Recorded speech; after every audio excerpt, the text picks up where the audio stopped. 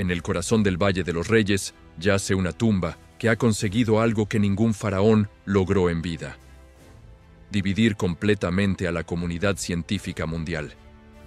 Una momia sin nombre, sin rostro y sin identidad clara, pero que podría ser la clave para resolver el misterio más grande del antiguo Egipto.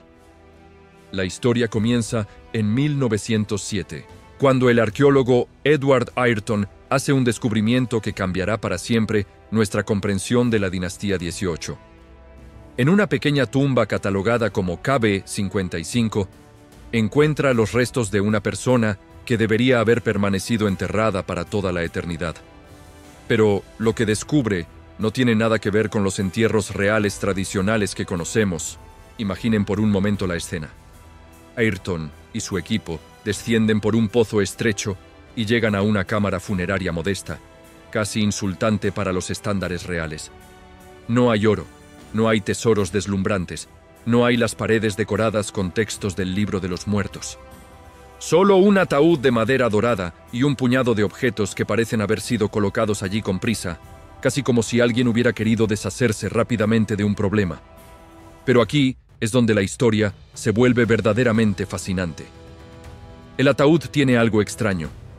El cartucho real ha sido arrancado violentamente. Alguien, en algún momento de la historia, decidió borrar deliberadamente la identidad de quien yacía dentro. Según arqueólogos del Consejo Supremo de Antigüedades de Egipto, este acto de damnatio memoriae, o condena de la memoria, era una práctica reservada para aquellos que habían caído en desgracia absoluta. Cuando finalmente abren el ataúd, encuentran algo que los deja sin palabras. Los restos están en un estado de conservación terrible, pero no por el paso del tiempo. La momia ha sido deliberadamente profanada. El rostro está destrozado, los brazos han sido arrancados y todo el cuerpo muestra signos de haber sido manipulado con saña. Es como si alguien hubiera querido asegurarse de que esta persona no solo muriera, sino que fuera completamente eliminada de la historia. Los primeros análisis revelan algo igualmente desconcertante. Entre los pocos objetos encontrados en la tumba, hay elementos que conectan directamente con Amarna, la misteriosa ciudad construida por Ajenatón, el faraón hereje que revolucionó la religión egipcia. Investigaciones de campo realizadas por equipos del Museo Egipcio de El Cairo han documentado que estos objetos no solo provienen de Amarna, sino que pertenecían específicamente al círculo real más íntimo. Durante décadas, la identidad de la momia de KB55 se convierte en una obsesión para los egiptólogos. Las teorías se multiplican como arena en el desierto. Algunos proponen que se trata de la reina Tille, la poderosa esposa de Amenhotep III. Otros sugieren que podría ser Ajenatón mismo, el faraón revolucionario que desafió a los dioses tradicionales. Y una tercera corriente defiende que se trata de Smenkhkare, el misterioso sucesor de Ajenatón del que sabemos muy poco. Pero en el año 2010 sucede algo que cambia completamente el panorama.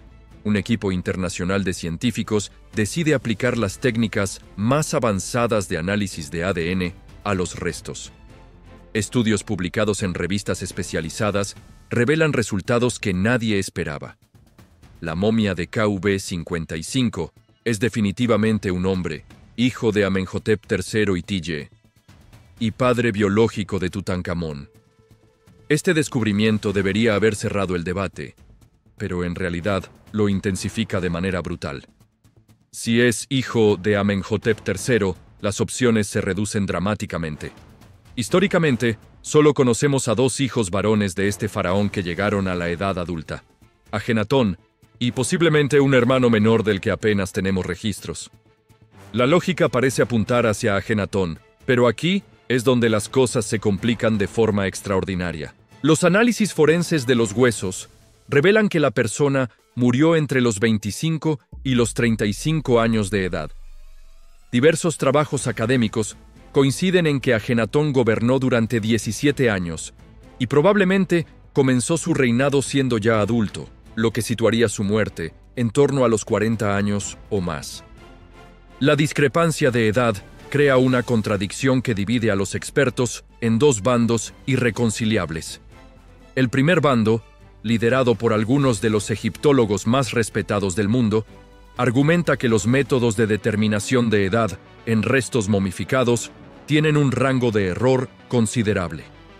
Según estos investigadores, las condiciones de conservación, la profanación deliberada del cuerpo y los procesos de momificación pueden alterar significativamente las estimaciones de edad. Para ellos, la momia de KV-55 es claramente Ajenatón, y cualquier discrepancia de edad se explica por las limitaciones de la ciencia forense aplicada a restos de 3.300 años de antigüedad. El segundo bando, igualmente fundamentado en evidencias científicas, mantiene que la edad estimada es demasiado joven para Ajenatón y propone una alternativa fascinante: Smenkhkare. Este misterioso personaje aparece brevemente en los registros históricos como corregente de Ajenatón durante los últimos años de su reinado. Algunos egiptólogos, basándose en análisis cerámico y estratigráfico, proponen que Smenkhkare podría haber sido un hermano menor de Ajenatón, lo que explicaría tanto la paternidad de Tutankamón como la edad estimada de la momia. La controversia se intensifica cuando se analizan los objetos encontrados en la tumba. El ataúd originalmente pertenecía a una mujer de la corte de Amarna, posiblemente incluso a una de las hijas de Ajenatón. Esto sugiere que el entierro fue realizado con gran prisa, utilizando cualquier material disponible. La reutilización de un ataúd femenino para enterrar a un faraón es prácticamente inaudita en la historia egipcia y habla de circunstancias extraordinarias. Hay registros jeroglíficos que apuntan hacia una purga sistemática de todo lo relacionado con el período de Amarna durante los reinados posteriores. Tutankamón, inicialmente llamado Tutankatón, cambió su nombre para distanciarse de Atón, el dios único de Ajenatón. Su sucesor, Ay, y más tarde Horemheb, se dedicaron metódicamente a borrar cualquier rastro de la revolución religiosa de Amarna. En este contexto de persecución histórica, el estado de la momia de KV-55 adquiere un significado mucho más siniestro. La profanación deliberada, la eliminación del nombre del ataúd y el entierro apresurado sugieren que esta persona no solo murió, sino que fue víctima de una venganza póstuma sistemática. Los análisis más recientes han revelado detalles adicionales que complican aún más el misterio. La momia muestra signos de haber sido movida varias veces antes de llegar a KV-55. Investigaciones realizadas por universidades internacionales han documentado que algunos de los vendajes utilizados en la momificación no son contemporáneos con el período de Amarna, sugiriendo que el cuerpo fue remomificado en algún momento posterior. Esta evidencia apoya la teoría de que los restos fueron trasladados secretamente desde Amarna, cuando la ciudad fue abandonada. Existen teorías alternativas, defendidas por investigadores independientes, que interpretan estos restos como parte de un intento desesperado de los seguidores de Ajenatón por preservar los cuerpos de la familia real durante la contrarrevolución religiosa que siguió al colapso de Amarna. La última década ha visto el surgimiento de tecnologías cada vez más sofisticadas aplicadas al caso de KV-55. Técnicas de reconstrucción facial han intentado devolverle un rostro a esta momia sin identidad, pero los resultados han sido contradictorios. Algunos estudios sugieren características faciales similares a las representaciones artísticas de Ajenatón, mientras que otros apuntan hacia rasgos más convencionales. La controversia ha alcanzado tal intensidad que algunos egiptólogos han propuesto una hipótesis completamente nueva, que KV-55 podría contener los restos de un hijo de Ajenatón previamente desconocido, un príncipe que habría gobernado brevemente entre la muerte de su padre y la ascensión de Tutankamón. Esta teoría explicaría tanto la edad estimada como la conexión genética con Tutankamón, pero carece de apoyo documental sólido. Lo que hace que este misterio sea particularmente fascinante es que cada nueva tecnología aplicada al caso, en lugar de aclarar la identidad de la momia, parece generar más preguntas que respuestas. Los análisis de isótopos han revelado que la persona vivió principalmente en el norte de Egipto, consistente tanto con Amarna como con Memphis. Los estudios dentales sugieren una dieta real rica, pero también signos de estrés nutricional hacia el final de la vida. Recientes excavaciones dirigidas por equipos del Museo Egipcio de El Cairo han descubierto algo que nadie esperaba encontrar en el siglo XXI. Nuevas pistas sobre la identidad de la momia más misteriosa de Egipto, en una serie de análisis realizados durante los últimos 5 años. Los científicos han aplicado técnicas de tomografía computerizada de última generación que han revelado detalles ocultos durante más de 100 años. Los escáneres han mostrado que bajo los vendajes deteriorados se conservan restos de amuletos dorados microscópicos, incrustados entre las capas de lino. Estos diminutos objetos, invisibles al ojo humano, llevan inscripciones que conectan directamente con el periodo más turbulento de la historia egipcia. Lo más sorprendente es que algunos de estos amuletos muestran una técnica de fabricación que solo se utilizó durante 3 años específicos del reinado de Amarna. Investigaciones de campo realizadas por equipos del Museo Egipcio de El Cairo y de universidades internacionales han documentado que el proceso de momificación de estos restos siguió un protocolo muy específico. A diferencia de las momias reales tradicionales, donde se extraían todos los órganos internos, en este caso se conservó deliberadamente el corazón, pero se removió el cerebro de una manera particularmente agresiva. Este detalle ha pasado desapercibido durante décadas, pero los egiptólogos modernos lo interpretan como una señal clara de que quien ordenó la momificación tenía conocimientos muy profundos sobre las creencias religiosas de Amarna. La religión de Atón, impuesta por Ajenatón, alteró completamente las prácticas funerarias tradicionales. Según arqueólogos del Consejo Supremo de Antigüedades de Egipto, la conservación del corazón en esta momia sugiere que se aplicaron específicamente las nuevas creencias religiosas de Amarna, donde el corazón tenía un significado diferente al de la religión tradicional egipcia. Esto refuerza la teoría de que los restos pertenecen a alguien directamente vinculado con la revolución religiosa. Pero la historia se complica aún más cuando examinamos los materiales utilizados en el entierro. Los análisis químicos han revelado que la resina empleada para momificar el cuerpo proviene de árboles que crecían exclusivamente en el Líbano. Este tipo de resina era extremadamente costosa y se reservaba únicamente para los miembros de la familia real más directa. El hecho de que se utilizara en un entierro aparentemente apresurado y secreto indica que, a pesar de las circunstancias, alguien se aseguró de que esta persona recibiera un tratamiento digno de su rango real. Los estudios más fascinantes han llegado del análisis del polen encontrado en los vendajes.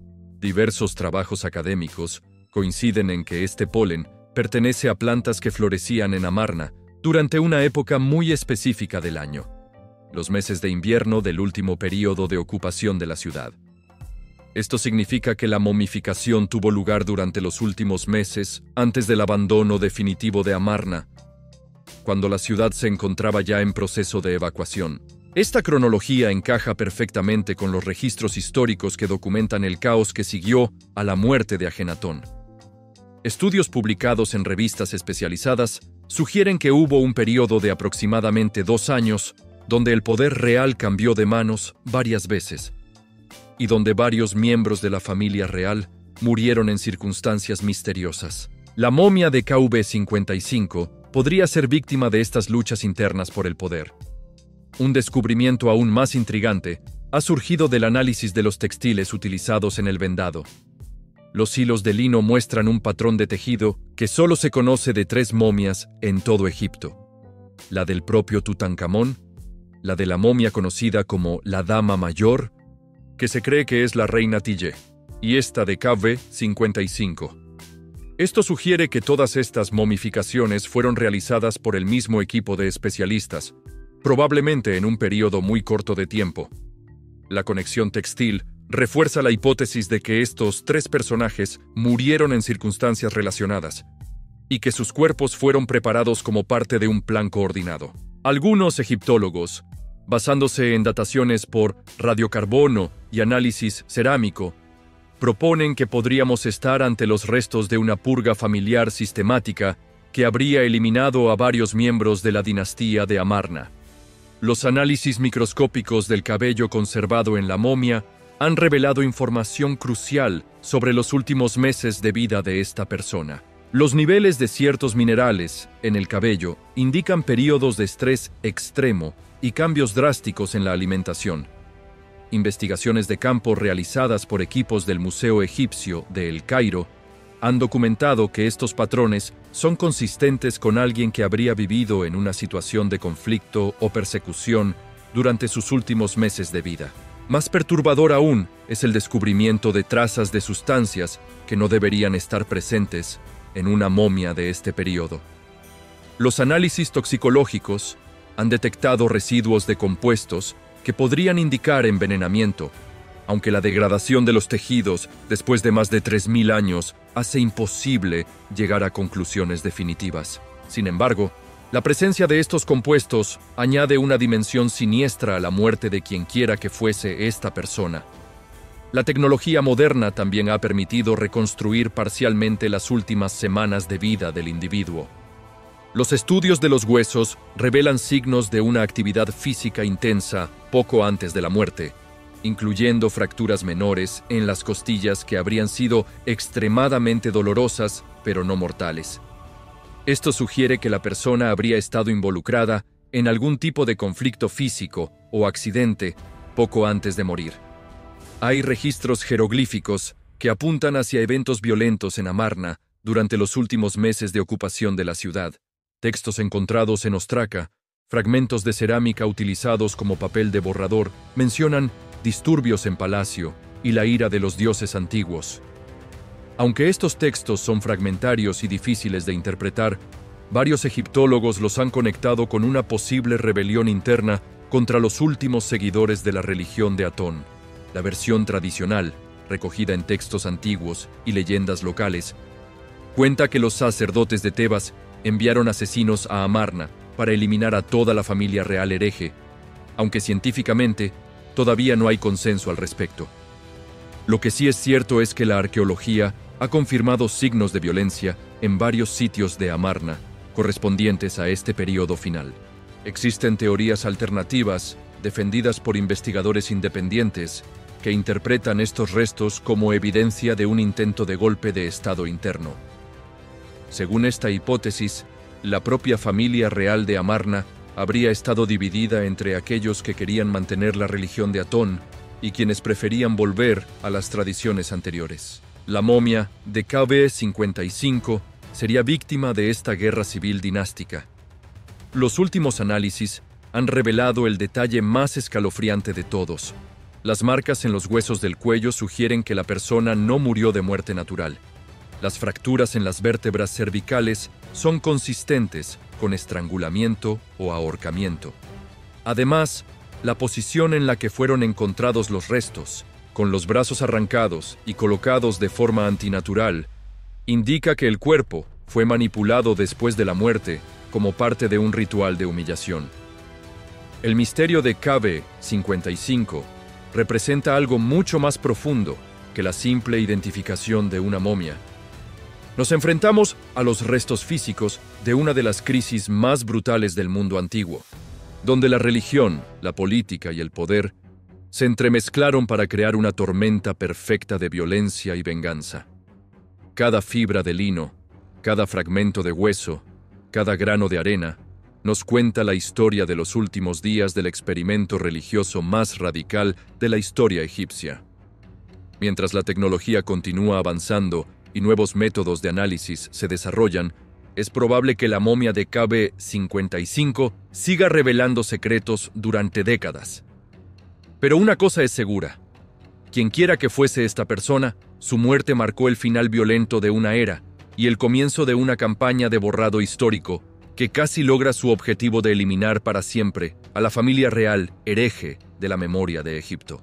La próxima vez que contempléis las tranquilas aguas del Nilo, recordad que bajo esa aparente serenidad se ocultan historias de traición, violencia y misterios que aún hoy siguen desafiando todo lo que creíamos saber sobre el antiguo Egipto. Sin embargo, Lo que los científicos han descubierto en los últimos años trasciende cualquier debate sobre identidades. El análisis más revolucionario llegó cuando los investigadores aplicaron técnicas de espectrometría de masas a las fibras textiles que rodeaban el cuerpo. Los resultados fueron tan extraordinarios que inicialmente se creyó que había habido un error en el laboratorio. Las fibras contenían trazas de una sustancia que no debería existir en el antiguo Egipto: seda. Pero no cualquier tipo de seda, sino específicamente seda china de la variedad producida únicamente en la región de Sichuan. Estudios publicados en revistas especializadas, como la Revista de Estudios Egipcios, sugieren que esto constituye la primera evidencia física de contacto comercial directo entre Egipto y China durante el periodo de Amarna, adelantando las rutas comerciales conocidas en más de 1000 años. Este descubrimiento plantea interrogantes fascinantes sobre el alcance real del imperio de Amarna. Diversos trabajos académicos y reportes de excavación coinciden en que la revolución religiosa de Ajenatón no fue solo un experimento local, sino parte de un movimiento diplomático y comercial mucho más amplio de lo que se había imaginado. La presencia de seda china sugiere que la corte de Amarna mantenía contactos comerciales secretos que se extendían hasta Asia Oriental. Pero la verdadera sorpresa llegó cuando los científicos analizaron la composición química de los pigmentos encontrados en pequeños fragmentos de papiro adheridos a los vendajes. Estos pigmentos contenían lapislázuli de una pureza extraordinaria, pero también un mineral extremadamente raro, la eudialita, que solo se encuentra en depósitos específicos de Groenlandia y Rusia. Investigaciones de campo realizadas por equipos del Museo Egipcio de El Cairo y de universidades internacionales han documentado que la presencia de este mineral sugiere una red comercial que alcanzaba el Ártico. Durante el periodo de Amarna, esto habría requerido una organización logística y conocimientos geográficos que desafían completamente nuestra comprensión de las capacidades de navegación y comercio de la época. Los análisis más recientes han revelado algo aún más extraordinario. Entre los restos orgánicos adheridos a la momia, se encontraron esporas de hongos que solo crecen en altitudes superiores a los 3000 metros. El problema es que no existen montañas de esa altura en un radio de 1500 kilómetros alrededor de Egipto. Según arqueólogos del Consejo Supremo de Antigüedades de Egipto y del Instituto Francés de Arqueología Oriental, esto sugiere que materiales utilizados en la momificación provienen de regiones montañosas del Cáucaso o incluso del Himalaya. Esta evidencia botánica ha revolucionado nuestra comprensión del período de Amarna.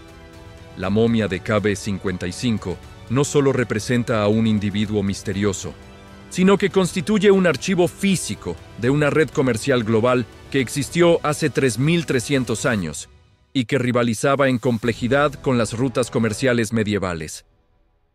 Los científicos también han descubierto algo que ha pasado inadvertido durante décadas. La momia contiene dos tipos diferentes de vendajes.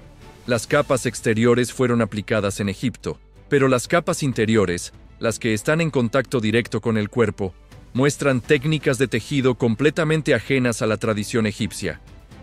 Los patrones de entrelazado son idénticos a los encontrados en textiles nubios del mismo periodo, pero con variaciones que sugieren influencias aún más lejanas. Algunos egiptólogos, basándose en dataciones por radiocarbono y análisis cerámico, proponen que la momificación inicial pudo haber tenido lugar fuera de Egipto. Esta teoría revolucionaria sugiere que el personaje de KV-55 habría muerto en territorio extranjero y que su cuerpo habría sido trasladado a Egipto ya momificado, para ser después revendado siguiendo las tradiciones locales. El análisis de los aceites utilizados en la conservación ha revelado componentes que apuntan hacia el uso de técnicas de momificación híbridas. Junto con las resinas tradicionales egipcias, se han identificado sustancias conservantes utilizadas por culturas de Mesopotamia y del Valle del Indo. Esto sugiere que el proceso de momificación fue realizado por especialistas que combinaban conocimientos de múltiples tradiciones funerarias. Hay registros jeroglíficos, iconográficos y estratigráficos que apuntan hacia la existencia de embajadores y comerciantes extranjeros en la corte de Amarna. Relieves encontrados en el sitio muestran delegaciones de pueblos que no han podido ser identificados con certeza, algunos de los cuales portan objetos que parecen corresponder a culturas muy distantes geográficamente. La versión tradicional, recogida en textos antiguos y leyendas locales, cuenta que Ajenatón mantenía correspondencia con reyes de tierras tan lejanas que sus nombres se perdieron en el tiempo. Aunque científicamente todavía no hay consenso al respecto. Sin embargo, los hallazgos materiales en KB55 parecen confirmar que estas leyendas podrían tener una base histórica sólida. Los estudios más recientes han aplicado técnicas de análisis de ADN ambiental a los sedimentos adheridos a la momia. Los resultados han sido asombrosos. Se han identificado microorganismos que solo existen en ecosistemas específicos de África Oriental, Asia Central y el Mediterráneo Oriental. Esto sugiere que la persona o los materiales utilizados en su entierro estuvieron expuestos a ambientes de al menos 3 continentes diferentes. Investigaciones de campo, realizadas por equipos del Museo Egipcio de El Cairo, han documentado que algunos de los objetos menores encontrados en la tumba contienen aleaciones metálicas desconocidas en la metalurgia egipcia tradicional. El análisis de estos metales ha revelado técnicas de fundición que no se desarrollaron en Egipto hasta varios siglos después, pero que eran conocidas en culturas contemporáneas de Anatolia y el Cáucaso. Existen teorías alternativas, defendidas por investigadores independientes, que interpretan estos hallazgos como evidencia de que el período de Amarna fue mucho más cosmopolita e internacional de lo que se había pensado. Según esta hipótesis, la revolución religiosa de Ajenatón habría sido parte de un movimiento intelectual y cultural más amplio que se extendía por todo el mundo conocido de la época. El descubrimiento más perturbador llegó del análisis de las capas más profundas de los vendajes. Allí se encontraron fragmentos microscópicos de pergamino con inscripciones en una escritura que no corresponde a ningún sistema conocido del antiguo Egipto. Las características de esta escritura muestran similitudes con sistemas de escritura protoalfabéticos que se desarrollaron en el Levante, pero con elementos únicos que no han podido ser descifrados. Diversos trabajos académicos y reportes de excavación coinciden en que estos fragmentos de escritura podrían representar documentos diplomáticos o comerciales que acompañaban a la momia.